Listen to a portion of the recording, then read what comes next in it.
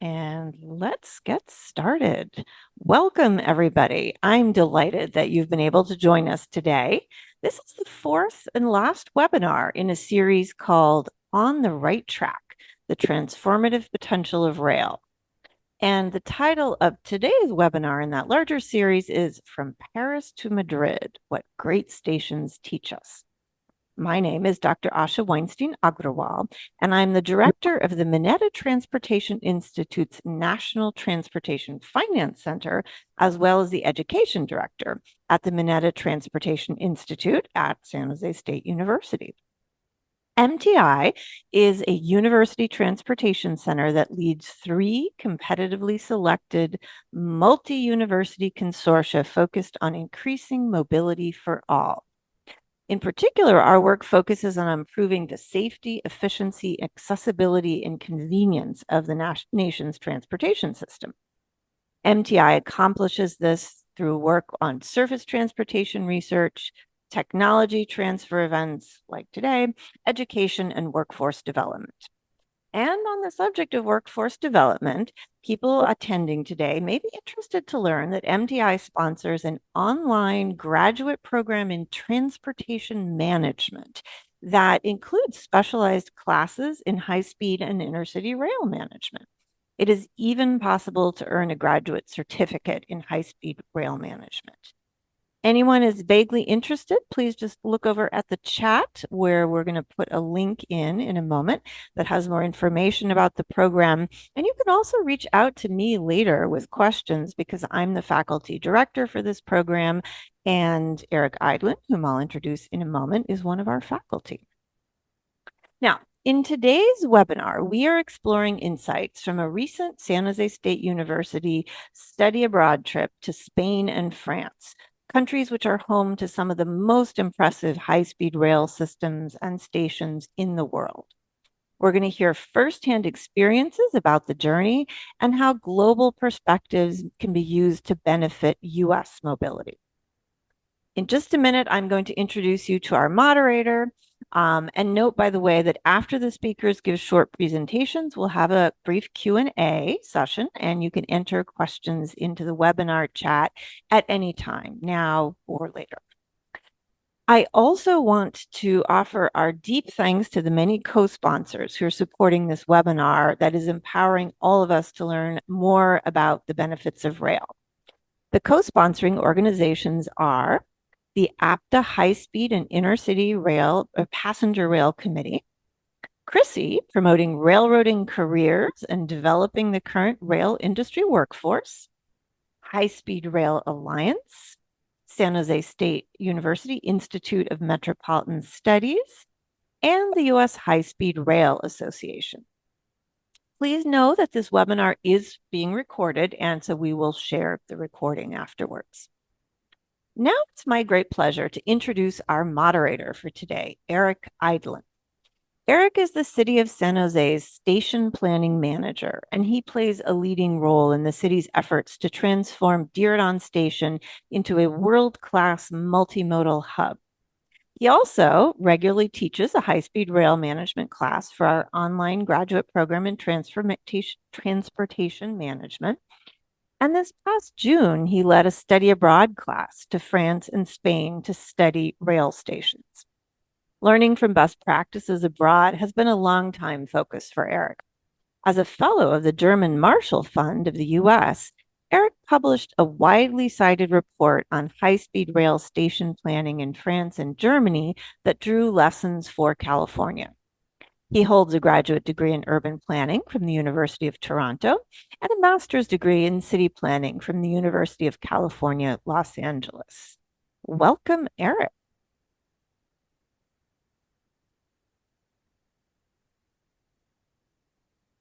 Hello, can you hear me okay? Yes. Great. All right. Thanks so much, Asha, for the introduction. I'm going to kick us off here. But before I do that, I wanted to introduce our speakers. So we are joined on the panel here by 2 participants in the study trip. That includes Dakota Gross and Alex, as well as 2 of the European experts who we met with during our trip. So Dakota is a transportation planning consultant based in Los Angeles. She's also a graduate student in the MSTM program at the Mineta Transportation Institute. She's worked on large-scale transportation planning projects, including California High-Speed Rail. Alex Kennefic is branch chief of the Integration and Network Planning branch at the Caltrans Division of Rail. The branch is responsible for the release and update of the California State Rail Plan, a document that many of us pay very close attention to. He has past careers in service, tourism, and watershed planning and management.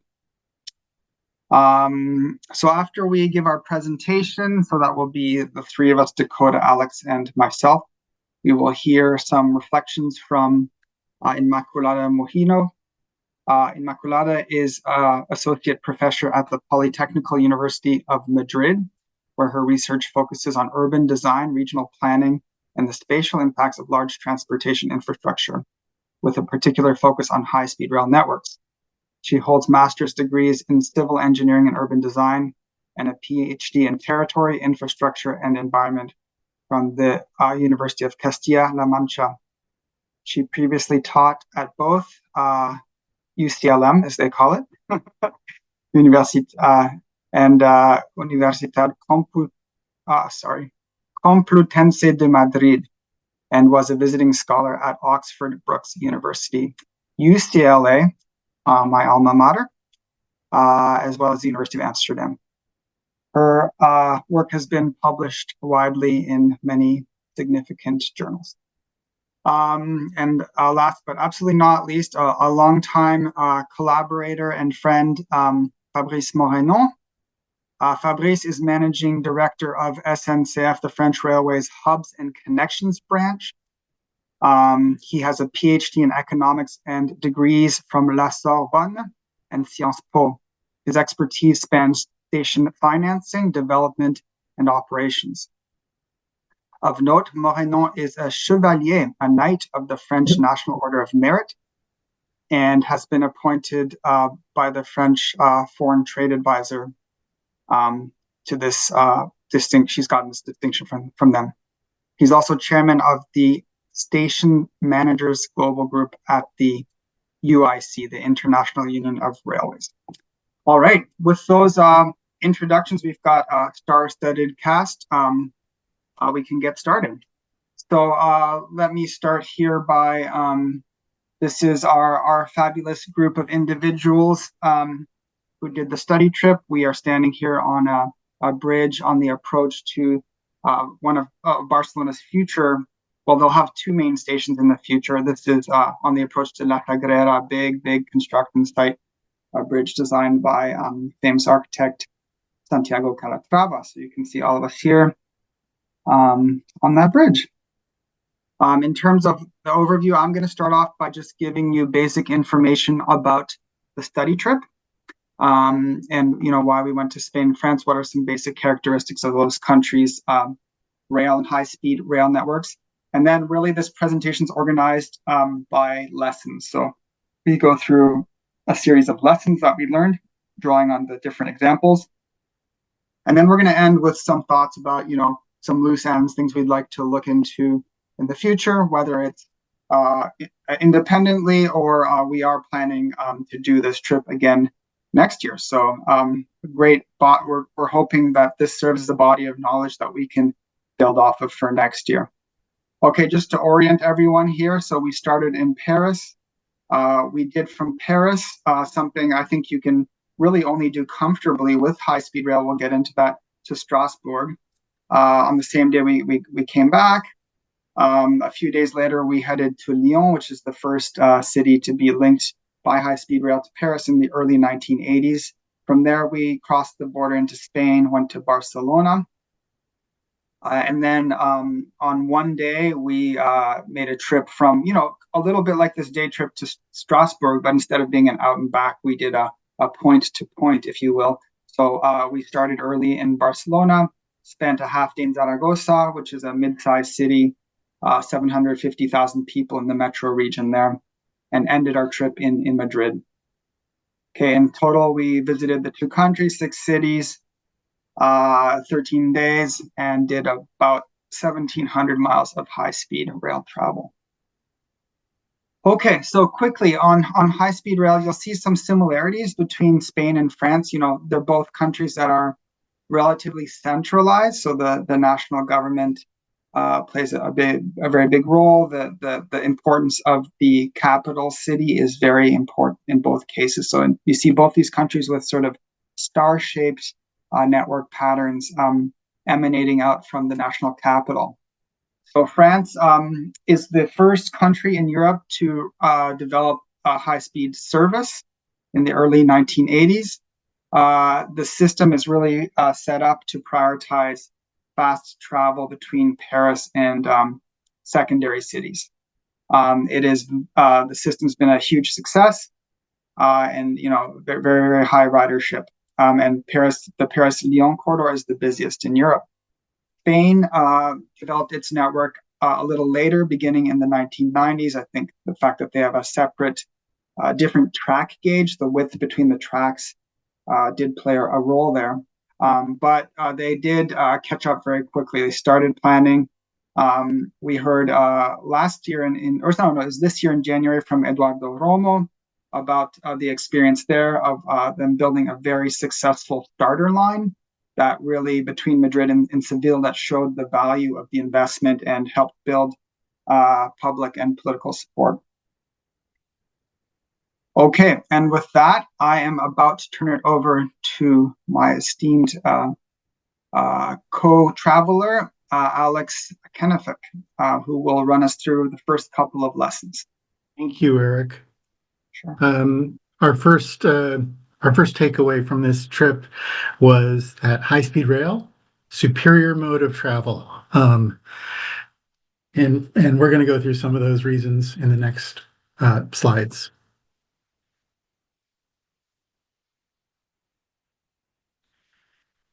As you can see from this graphic that Eric drew up, it kind of spans most other options except for possibly commuter rail, but it overlaps with most other options, including driving yourself, taking an intercity bus, or flying. It has a larger kind of it has a sweet spot that goes from over 100 miles to almost 500 miles, and it's still possible for shorter or longer trips. Let's go to the next slide so we can talk a little bit about some of the details.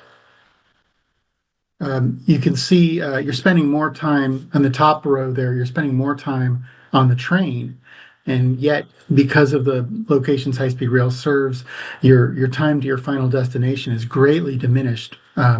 For example, compared to the airplane, where you are necessarily dropped off from the airplane in a place you can't really easily access many other things. Many destinations are far from airports where they are right next to train stations if you do it right. And then to compare the high-speed rail mode on the top with the auto, there's much longer time in the auto, although it is door to door, and you have to you're kind of very much trapped. You have to stop for your meal breaks and refueling and whatnot. I'm ready for the next slide. Thanks. Traveling on high-speed rail is dramatically different from both the plane and the car. Obviously, one of our classmates took a picture of people having a full-on business meeting in one of the compartments, the passenger compartments. You could see there's a third space you can go to if you have another traveler who's near you and not being a considerate traveler. You can go to the third space, the snack bar or cafeteria or lounge, it's very relaxed. And our day trip, which we will go into a little bit more detail about, was extremely convenient, and it was made possible by high-speed rail. And I think Eric would argue, we do argue that the trip doing what we did, waking up as late as we did, and coming back as early as we did, would only be possible with high-speed rail, because it took we were able to do a whole trip in the almost about the time that it would just take to drive um, um, to Strasbourg from Paris and back. We did the trip, and then we also did a whole lot of sightseeing and analysis in Strasbourg. Eric wants us to say this is about Gilroy to Los Angeles, Boston to Philadelphia. It's the same distance. It only took us an hour and 45 minutes on high-speed rail. Um, Way less than half the time. Strasbourg is a beautiful station. Here's a summary of our trip. I'm not going to go through each one of these little bubbles, but basically we departed at 10:25 a.m. because we were in central Paris and the train station is in central Paris. It was very easy to get to the station. We even were able to enter from a side entrance. We included lots of sightseeing, station analysis, and some trips on the tram lines that travel through Strasbourg. We even looked over the German border, which you could take a tram to.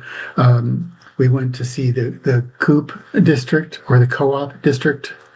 Here's a picture of one of the most busy tram stations. People walking over the bridge just to take a peek at Germany and not go in. Uh, Ready to move forward here? Right, okay.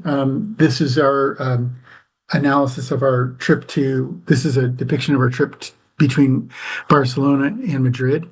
We did a half-day visit to a midpoint city called Zaragoza, which is this whole distance between Barcelona and Madrid is like traveling from San Francisco to Los Angeles or all the way across New York State to Buffalo.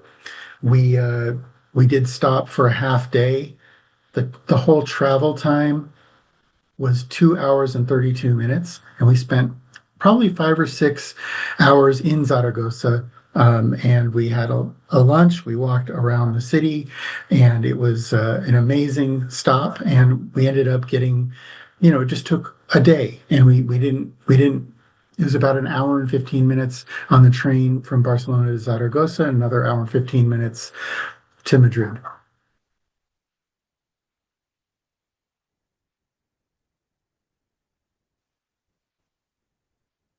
Sorry, 1 second here. I'm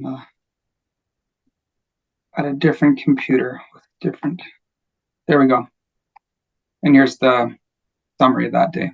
Yeah, here, as you can see, we got to the Zaragoza station, which we'll go into some more detail a little bit later. We had the lunch.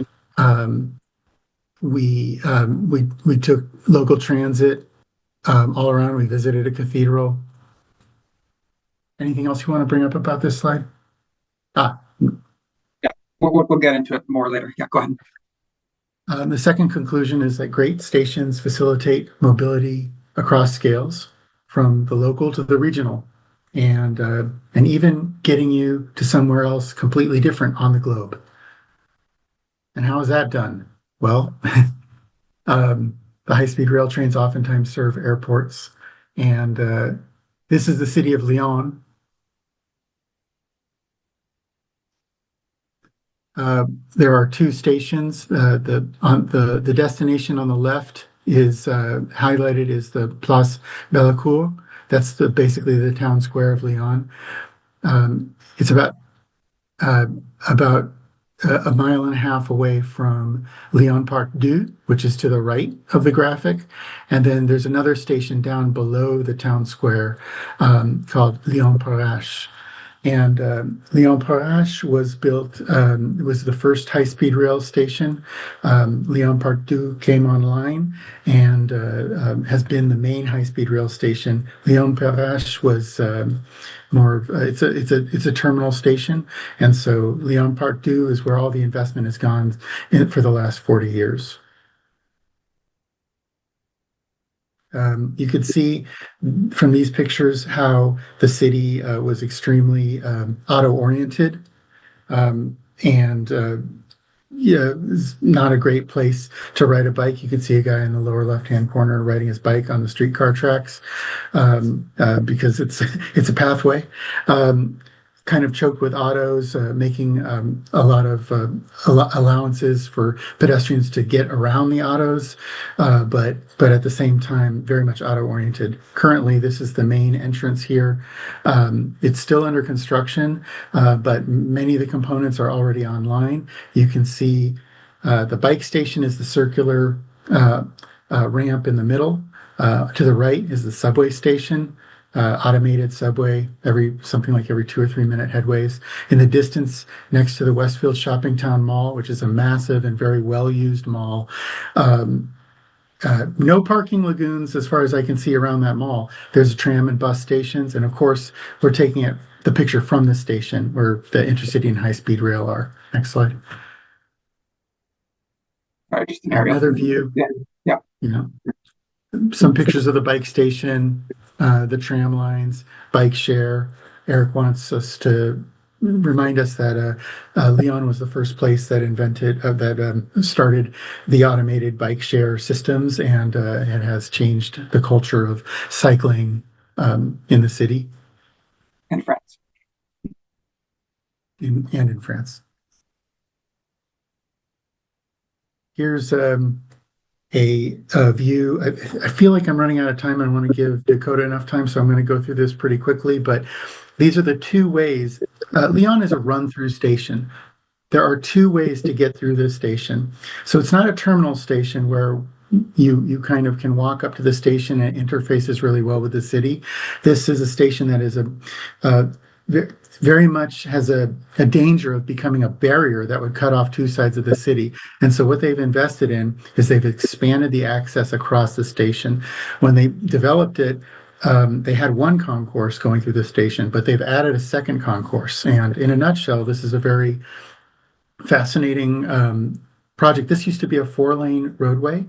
They actually walled off some of it with that glass wall on the left, and they now have a second access to the tracks, another concourse there, and it's a pedestrian pathway through the station. And so it's this border of a station with run-through tracks is becoming a seam that draws people to it and through it. Some pictures of Barcelona Sants station. You can see this. It's currently under construction, and it will be turned into a station that hopefully unites and brings people to it. But right now, a lot of auto-oriented activity, kind of serving as a moat around the station, and that's why this station is this new kind of station design that they've been pioneering in Lyon. This is a picture of what Sants 2.0 will look like. You can see very little. The car access is very confined just to one side of that picture. We can keep going, Eric.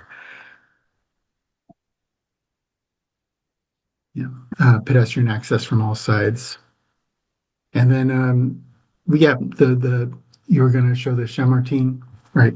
On the top of this is this graphic that Eric made is the Chamartin station, and on the bottom is Atocha station. Those were two stub end stations, and Madrid has just completed a long-going project to complete a tunnel between the two stations, thereby making them both run-through stations. This is great operational benefits for the two stations. And here's a picture of the Chamartin station in Madrid. Not quite yet, but this is the envisioned station. Again, they're prioritizing pedestrian access and trying to prevent the situation that we see in many of the last generation of high-speed rail stations where the pedestrians cannot get to the station because they are bordered off by a wall of cars, taxis, buses, trying to also serve the station. The next slide is the La Sagrera station in Barcelona. That's on the top, and the Sant station that we talked about a couple slides ago is on the bottom. That already has a tunnel that goes through town in between those two locations, but by putting this second station in along the main line, they're going to serve more of Barcelona. And if you thought those beautiful pictures that we saw of Chamartin and Sens Part Two was, if you thought those were great, this station is amazing. It's a 4 kilometer long linear park with a train station underneath it, and you can see where it says bus and car though. Okay, so you would think you would have to walk across that. No, you go underneath the bus and car platform over on the right to access the station if you're a pedestrian. So those are lifted out of your way. Next slide.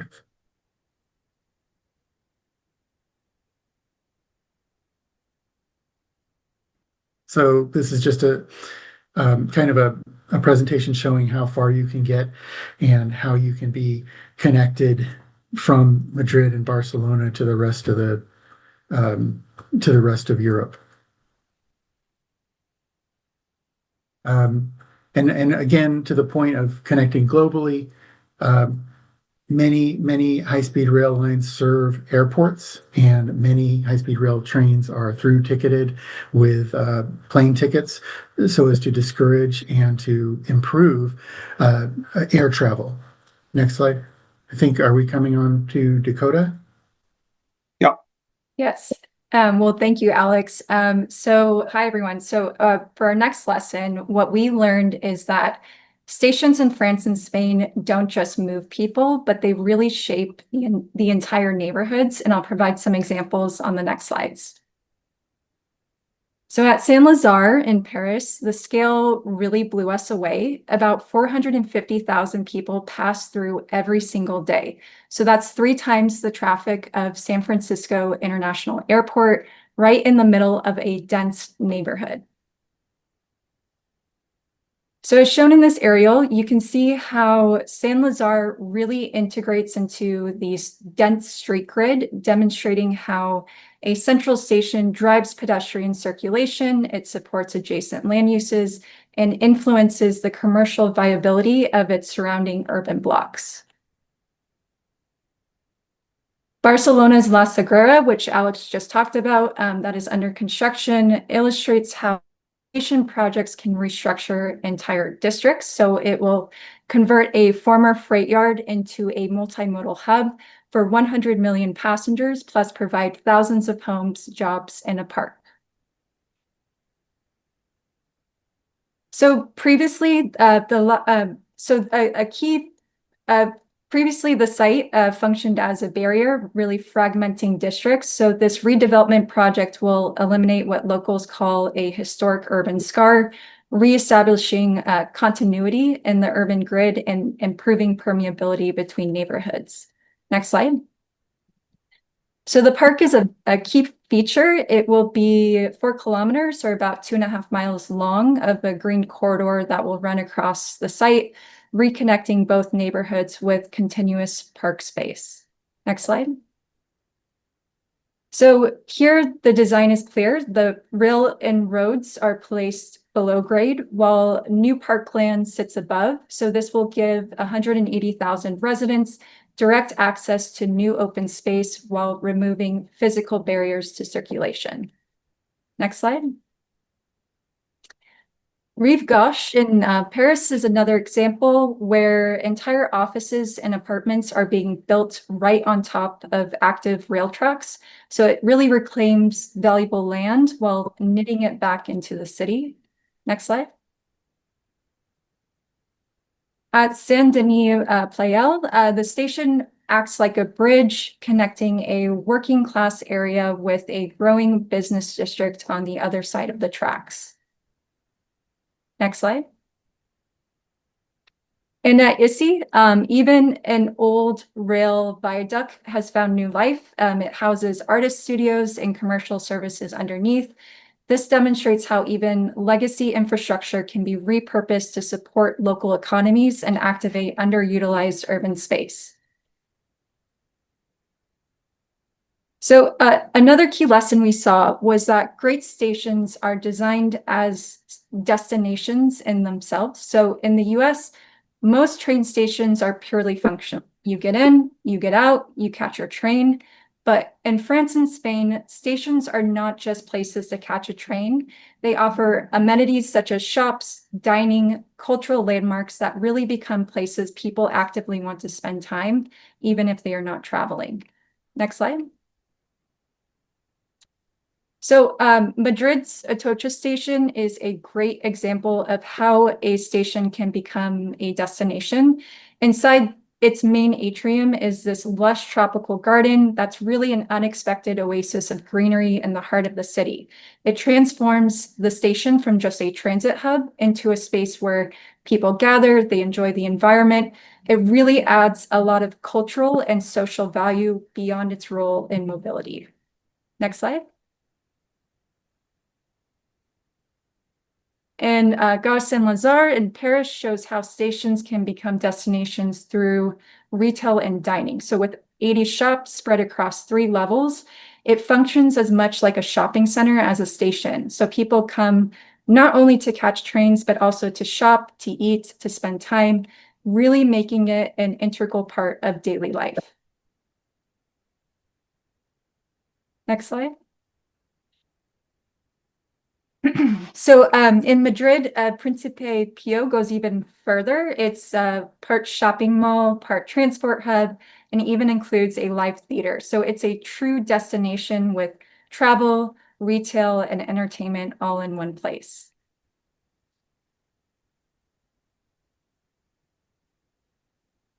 And then one detail we loved is that SNCF, the French Railways, place public pianos in the concourses of many stations that are free for anyone to play.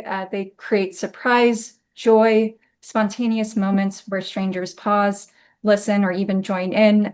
It's a small touch that really humanizes the station environment while reinforcing the French Railways image as a very innovative, welcoming, and culturally engaged agency. Next slide. So also in Paris, stations have been transformed into more than just transit points by adding services like childcare. For parents, this makes life a lot easier by eliminating an extra daycare trip. So drop-off and pickup can be combined seamlessly with their daily commute. This saves time, reduces stress, and makes rail travel more practical. And then another example of stations serving more everyday needs is parcel delivery lockers like these in Zaragoza and in Paris. They let people pick up or send packages as part of their commute. It adds convenience. It brings more people through stations and ties them into daily routines, making stations more than just transit hubs. So lesson 5 is about building with the future in mind. When planning a station, it's critical to identify the least flexible elements first. Once you decide where a station goes, that choice is essentially permanent. You can't just pick it up and move it later. The same is true for the tracks and platforms. These are the backbone, and everything else has to adapt around them. So this slide shows why station location matters. So Lyon Part 2, shown on the left, is right in the city center, connected to everything. La Creusot on the right, by contrast, is isolated in the countryside, so it's really more useful for cars, but it misses the chance to shape the city around it.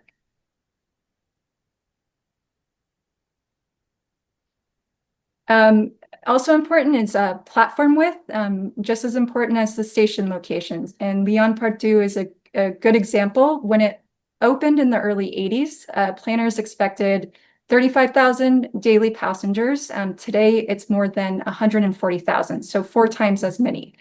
Even after renovations, the narrow platforms that were decided decades ago remain a real constraint. So as this photo shows, crowding can create not just inconvenience, but it also creates safety risks.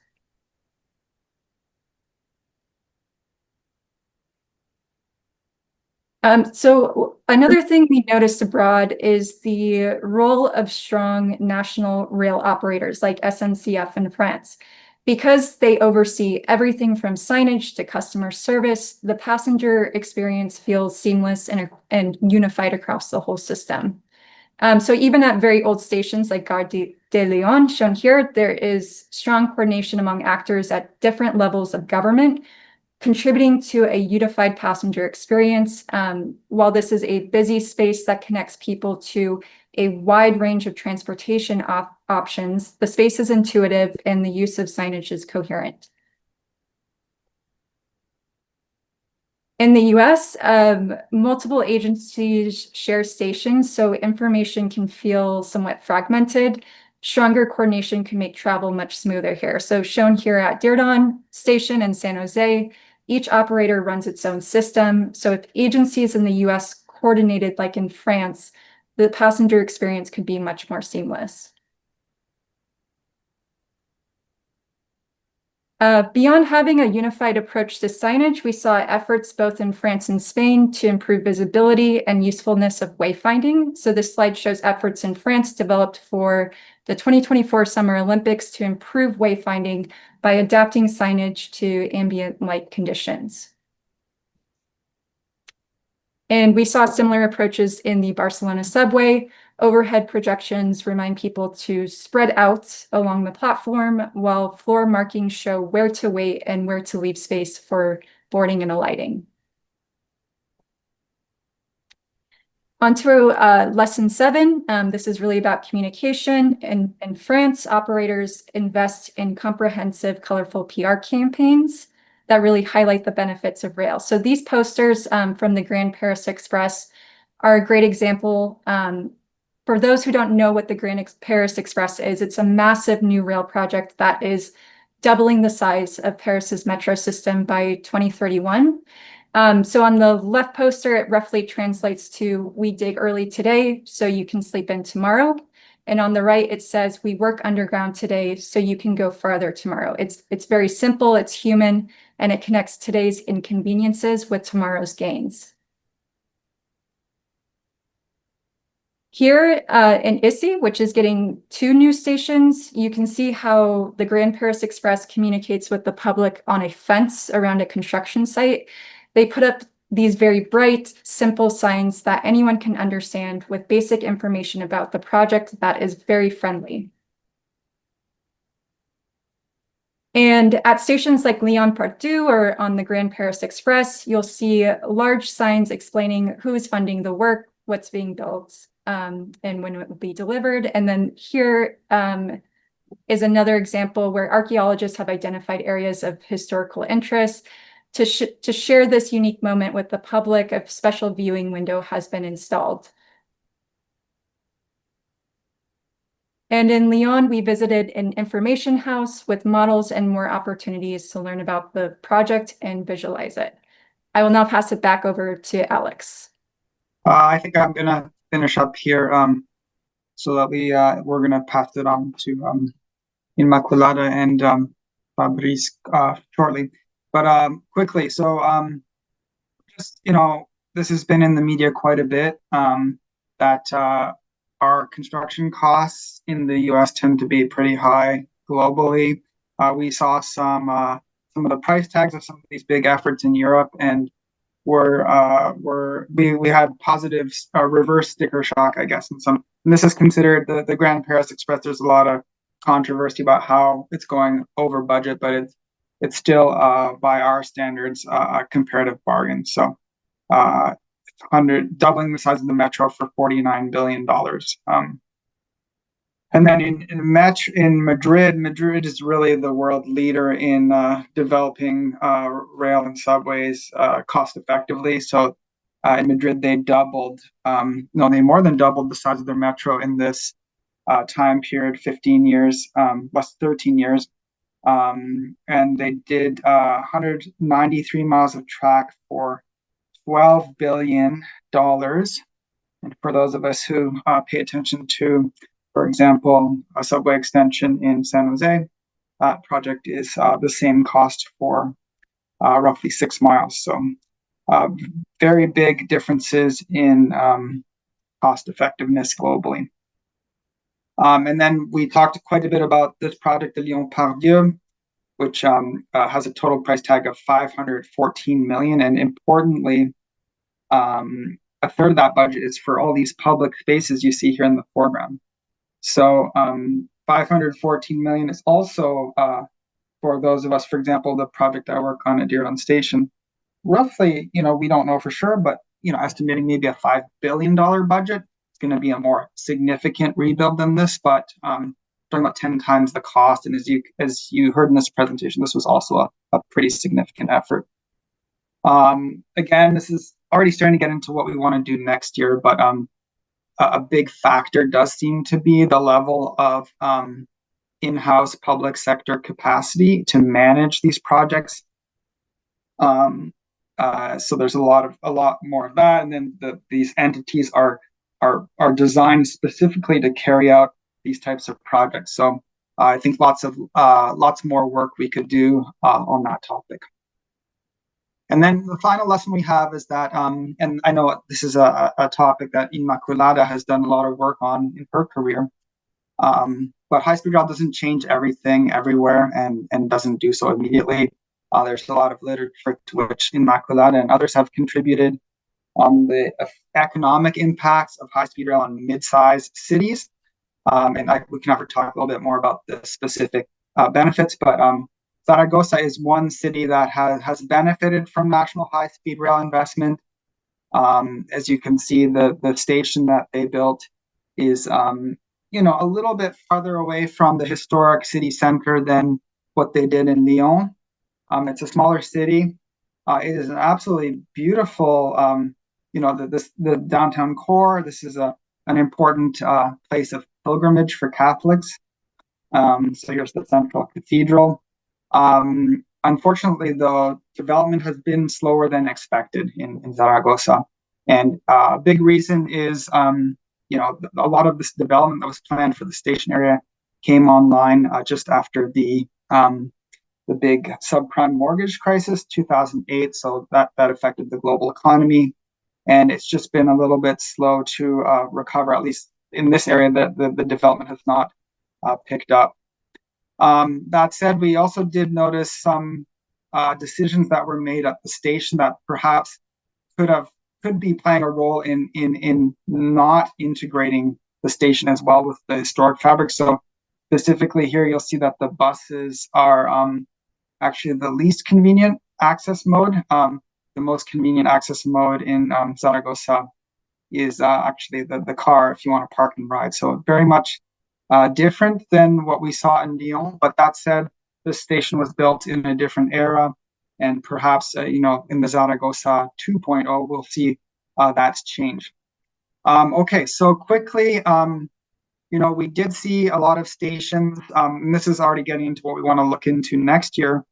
But we did see stations that went above and beyond basic passenger amenities, but we also saw some that lacked basic amenities. So we saw a lot of people sitting on floors, especially at the big stations in Spain. And we think, it's very, very important to keep in mind a lot changed after the terrible terrorist attacks in the Madrid metro in the early 2000s. And that played a big role there. That's why they have security queues, which you don't have in throughout high-speed rail systems in Europe, but you do in Spain. I'll say they're not as inconvenient as airport security, but they do definitely slow down passenger flow.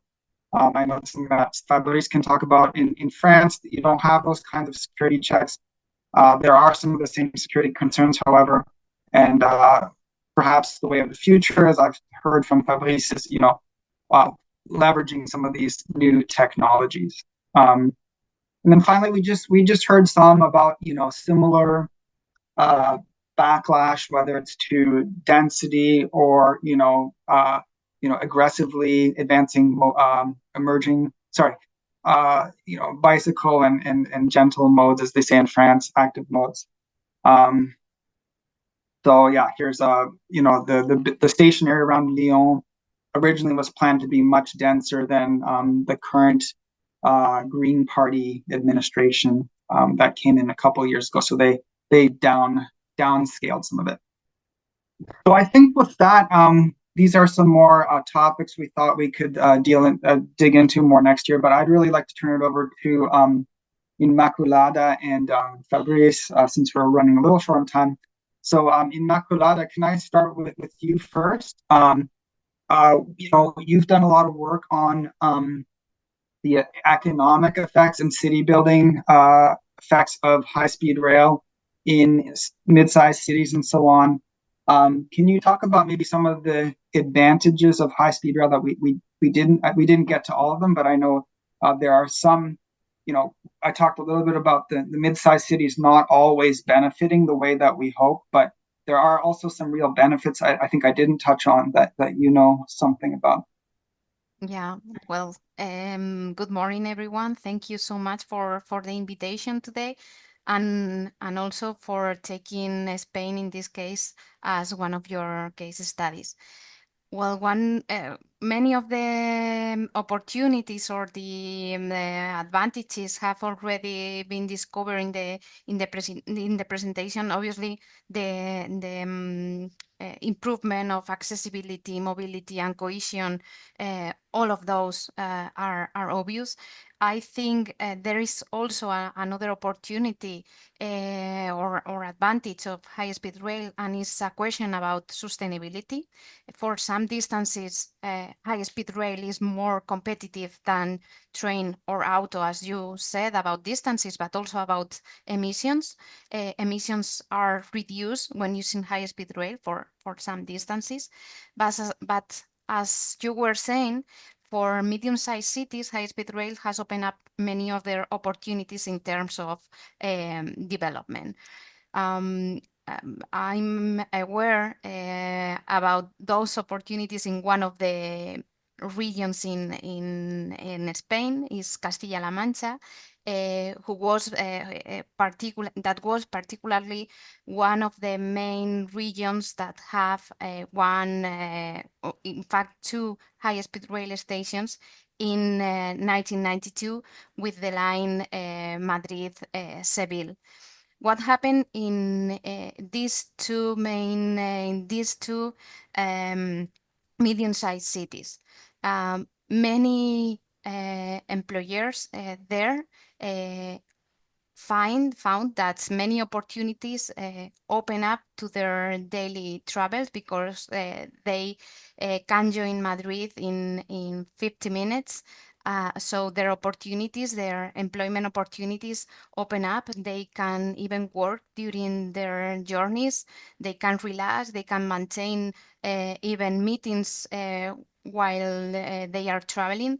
So for local employment or for employers, that was an opportunity. But that relation is also bidirectional, because sometimes one can think that these greater opportunities for these medium-sized cities can be bad for these cities, because they are losing their employers, but they found also the other the other direction, because many qualified professionals from Madrid can come to these medium-sized cities to develop other jobs. This was the case of the university campus in Ciudad Real. That's after the operation, the opening of the high-speed rail, many faculties appear in this campus, and as well the hospital. Many qualified doctors from Madrid also could join these medium-sized cities to the hospital. And another opportunity that I think you haven't presented today is the increase of tourism in these medium-sized cities. You mentioned a little bit that you were able to visit Zaragoza in one day, and this is great for tourism. Although we have to be aware that for some cities, this is more tourism, but less overnights there. So sometimes this is controversial. I think these are the two main issues about economical effects, these new opportunities for young people more qualified that can live or still live in their hometowns, working in one of the main cities in that country, and then spend their salaries in these medium-sized cities. But I would like to conclude this intervention letting you know or be aware that we cannot forget the conventional train, the traditional train. The combination and intermodality between these transport modes are essential because for the growth in Spain, where we are having many troubles, keeping the conventional services are also crucial to maintain many of the population within the central areas of Spain. And this intermodality between transport mode is crucial. So I think that is my perception and my investigation research during these years, and I hope it can be helpful for your researches as well.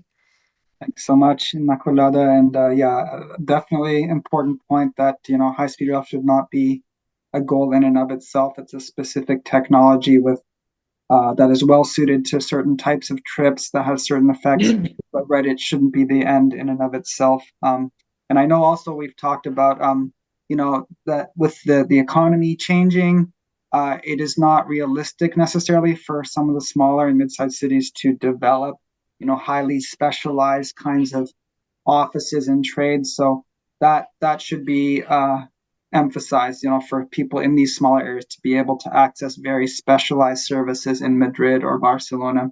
That is there's a big social benefit there. Yes. Turning to Fabrice, so I think, a big tension here, right, is, and we touched on it with many of these examples, a great thing about rail is that it fits into these dense urban contexts. It actually thrives on density, right? Which is not the case for freeways, right? You have these massive freeway interchanges in cities and you have a big dead area. That's not the case with rail. That said, you still need efficient through movement of people. Otherwise, I mean, these stations, we're emphasizing today their roles as things other than transportation hubs, but they do need to serve efficiently as transportation hubs. So can you talk a little bit about that tension? So maximizing the economic development benefits of the station while also making sure that you have a really functional station that serves its transportation purpose. And maybe touch a little bit about your project in Monaco a little bit if you can. Yes, thank you, Eric. I am so glad to be able to attend your conferences, and I'm so delighted to share with you, the experience on the French railway station. Well, first of all, a station is definitely different as an airport. As you have visited the French station and as well the Spanish station, railway stations most of the time are located downtown. They are connected to the city. They are well, we most of the time in France, when we refurbish a station, we say that, as a matter of fact, we redevelop a new neighborhood in the city. Between the station is connected to the city.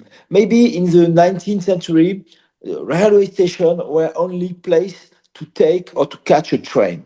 Now, as you have experienced it and as you develop it, when a railway station has different functions. First of all, is well to take the train, but as well is to provide services to the customer, to the visitor, and in the same way, it's as well a very good things, for the economic development. And as you mentioned, and that was part of your question, how can we maximize, the retail turnover of a railway station. And it's good for the railway system environment to make money in the station, but as well, it's good for the customer and the visitor who can enjoy new services. You can buy something between taking the train. So now, station, and it was mentioned during the speech, it's a destination. Now, you can go and visit the station because you have a fancy restaurant, a fancy shop in the station, and it's very nice. So that's why it's a new shape and the new, trend of station in France, but as well in Spain, and I will even say all over the world. Even not even, but in the States, for instance, I know that you have amazing project of station redevelopment in the States, in Canada, where you want to implement new services and new shop in the station. You asked me as well to maybe to highlight what we have implemented in Monaco Monte Carlo station. Well, Monaco, it's not France; it's a small state located south of France. And you showed on your slideshow, um, a picture of the Monaco station where we have implemented a computer vision, to monitor and to maintain the railway station in real time. We can know precisely how many people we have in the station, on the platform. We know when people use entrance one, entrance two, three, or four, or five, or six, or even entrance seven, because we have seven entrances in the railway station. So, thanks to this computer vision in real time, we can take up the challenge of security and safety issue, in the station, but as well we know how to better manage our retail or shop. For instance, we have a Starbucks coffee in the station, and we have uh, carried out a study to know how the passenger behaved in this Starbucks. Do they make a stop of 1 or 2 minutes? And it was very, very interesting, to be able yes, to monitor and manage the station, thanks to this new digital tools. And overall, thanks to this digital tool, we have achieved with a 20% decrease of the management cost. Because thanks to this, our people, our station manager, but always all the staff station is able to focus on his core mission instead of paperwork and report, and so many things that we have to do in the daily routine for a station management. That's what that I don't know if you want me to add something, but then thank you again for visiting the French station. I know we are very proud of, and it's a day to day, it's a daily challenge, because we face a lot of, and it's a real asset. Every day we have more ridership in the station and in the train. I say in France, in Europe, but I will say even all over the world. So one of our challenge is to adapt, to adjust the size and the capacity of the station, of the waiting area, everything to welcome properly all this ridership in our station. And we have, of course, a financial challenge, but also management issues for welcoming all these people. So All thank right. you very much again. All right. Thanks so much, Fabrice. We're running short on time, but I think you both have provided us a lot to think about, and especially, it's interesting to see, how the role of, in some cases we think of, if you have a national operator, the federal government involved in your individual station, that it might not be designed for the specific citizens of that jurisdiction. And what we can see here is we see a bit of the opposite, right? Both of the Spanish and French examples. You need these networks to be designed at that bigger scale in order to be really useful for people. So anyways, that's something really, it might seem counterintuitive, but something important to keep in mind. So I think we need to wrap it up, unfortunately, since we're running short on time. I know Asha said this was the last in our series of webinars, but we're actually adding a few more. There's been some requests to add some. So we're going to be hearing next month on October 9th from Angus Campbell of Foster and Partners. So we're going to be looking a little bit to Britain. And that happens to be a firm that we've worked with on Diridon Station. They've done a lot of work on California Rail. So we'll hear a little bit about how they've done, work internationally, but also how they've thought about applying that in California on the projects we're working on. So we are out of time. So thank you so much for joining, and I hope you will join us again next month. And we will be publishing a blog post summarizing this information that we've shared today in greater detail. So please be on the lookout for that. That will be on the Mineta webpage shortly. Okay, thank you so much, everyone, and have a great day and a great evening to our guests from Europe. Thanks so much for joining so late in the day. Take care.